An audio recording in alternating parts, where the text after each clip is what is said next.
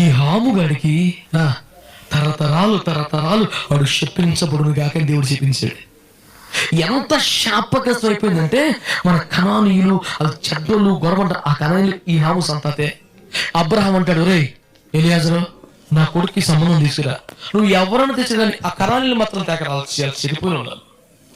ఎన్ని వందల తరాలకి శాపం వచ్చేసింది తెలుసా? ఇన్ని వందల సంవత్సరాల శాపం వచ్చింది తెలుసా?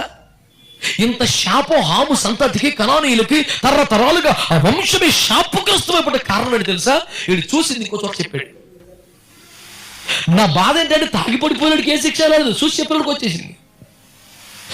తప్పు చేసిన వాడి కంటే ఇలా చేశాడు అని చెప్పినోడికి ఎక్కువ శిక్ష ఉంది బైబిల్లో. ఆ తాగుబోతే ఎవడో సమర్థించట్లా, ఆ డ్రైవర్కి ఉంటుంది దాన్ని కూడా నీకెందుకు.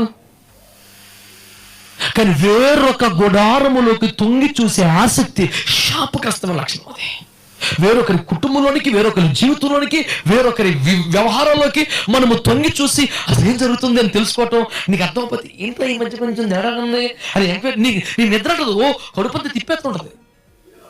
మేము అద్దుకునేటప్పుడు గొర్రెల వ్యాపారంలో ఇంకొక తల్లిగారు పక్కన ఉన్నారు. మేము ఫోన్ ఇలా పెడితే పాప వచ్చేసి ఎవరండి అయితే నీకెందుకండి చెప్పండి కడుపు చెప్పండి. ఎన్నోసార్లు ఆమె భర్తను పిలిచి కూర్చోబెట్టి క్లాస్ స్పీకర్ ఇది చెడ్డలు మాట తప్పు అని వాళ్ళు వినకూడదు. చెప్తున్నాను సార్, ఎన్నిసార్లు చెప్పండి సార్, మీరన్నా గడ్డి పెట్టండి సార్ అని చెప్పేసి అన్ని గడ్డి బామంతా అయిపోయిందంట నాకు చెప్పాడు.